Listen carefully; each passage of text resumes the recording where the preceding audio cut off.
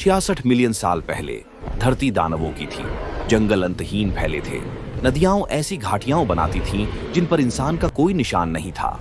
ज्वालामुखी गरजते थे, समुद्र जीवन से उफनते थे और इस अनगढ़ अनछुए संसार में एक आवाज हर ओर गूंजती थी, डायनासोरों की गड़गड़ाहट। विशाल सौरोपॉड्स, बसों से भी लंबे, जब चलते तो जमीन कांप उठती। अपनी लंबी गर्दनों से वे पेड़ों की चोटियां नंगा कर देते। झुंड चलते तो मानो चलते फिरते पहाड़ हों। रैप्टर छोटे मगर घातक, तेज पंजों और उससे भी तेज दिमाग से शिकार करते। उनकी आंखों में चमकती थी बुद्धिमत्ता और उन सबके ऊपर था राजा टायरानोसोरस रेक्स। उसके जबड़े हड्डियां चकनाचूर कर सकते थे। उसकी दहाड़ घाटियों में गूंजती थी, बिजली की गड़गड़ाहट जैसी, अपने शासन का ऐलान करती हुई। आसमान उड़ते सरीसृपों का था। प्टेरोसॉर, जिनके पंख कारों से भी लंबे थे, सहजता से ग्लाइड करते, धरती पर परछाइयां छोड़ते। नदियों में मगरमच्छ घात लगाए रहते। टेबल जितने बड़े कछुए धूप में सुस्ताते। जीवन हर जगह था, उग्र, अडिग, मानो अनंत। कम से कम ऐसा ही लगता था, क्योंकि ऊपर अंतरिक्ष की शांत अंधेरी गहराइयों में कुछ हलचल थी। एक चट्टान, न साधारण न छोटी, बल्कि आग और मौत का पहाड़, शून्य में जन्मा कातिल, पृथ्वी से टकराने चला आ रहा था। लाखों सालों तक वह भटका और अब पहुंचा। डायनासोर उसे देख नहीं सकते थे, सुन नहीं सकते थे, लेकिन उनकी तकदीर तय हो चुकी थी।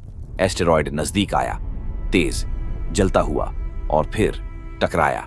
एक अंधा कर देने वाली चमक, 1000 सूरजों से भी ज्यादा तेज। धरती चीर दी गई। झटके महाद्वीपों में तूफानों से भी तेज दौड़े। समुद्र उठकर सैकड़ों फीट ऊंची दीवारें बन गए। जंगल आग के समुद्र में बदल गए। ऐसे जीव जिन्होंने हर शिकारी, हर तूफान, हर ज्वालामुखी से बचकर जिया था, एक पल में मिट गए। पर असली विनाश अब भी बाकी था। टक्कर से उठी राख और धूल ने पूरी धरती को घेर लिया। आसमान काला हो गया, सूरज गायब। महीनों, सालों तक दुनिया अंधेरे में रही। न सूरज, न गर्माहट। पौधे सूख गए, जंगल मर गए, महान झुंड भूख से मरे, शिकारी भी पीछे पीछे गिरे। रैप्टरों का शिकार गायब। टायरानोसोरस खाली दुनिया में दहाड़ते रहे। उनके कदमों की गड़गड़ाहट खामोशी में बदल गई। 66 मिलियन सालों का साम्राज्य पलक झपकते ही खत्म हो गया। लेकिन जहां दानव मिट गए, वहीं छोटे जीव बचे। छोटे स्तनधारी, जो चूहे से बड़े नहीं थे, बिलों, दरारों और गुफाओं में टिके रहे। वे जड़ें, बीज, कीड़े मकोड़े खाते थे। वे शासक नहीं थे, छिपे रहते थे, लेकिन उनकी कमजोरी ही उनकी ताकत बनी। जब आसमान अंधेरा हुआ, वे ढल गए। जब भोजन कम हुआ, वे टिके रहे। और इन्हीं से भविष्य जन्मा।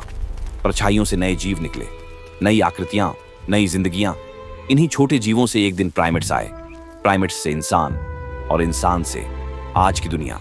सोचो, अगर वह पत्थर आसमान से न गिरता तो इंसान न होते, न शहर, न कला, न कहानियां। डायनासोरों का पतन केवल एक युग का अंत नहीं था, वह एक नए युग की शुरुआत थी। लेकिन यह कहानी सिर्फ त्रासदी नहीं है, यह चेतावनी है, क्योंकि वही आसमान जिसने जीवन दिया, वह इसे छीन भी सकता है। ब्रह्मांड विशाल है और आज भी एस्टेरॉयड खामोशी में भटक रहे हैं। धरती पहले टकराई है, फिर टकराएगी। सवाल अगर का नहीं है, बल्कि कब का है। डायनासोर कभी समझ नहीं पाए, लेकिन हमारे पास आसमान पर नजर है, दूरबीनें, तकनीक, ज्ञान। उनका भाग्य हमें हमारी नाजुकता याद दिलाता है, और वह मौका भी जो उन्हें कभी न मिला। तैयारी का, जीवित रहने का, बचने का।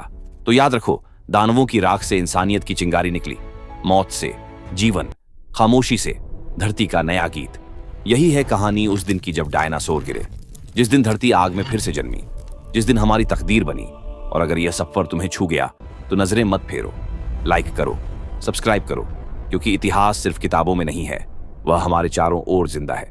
और ऐसी और कहानियां अभी बाकी हैं।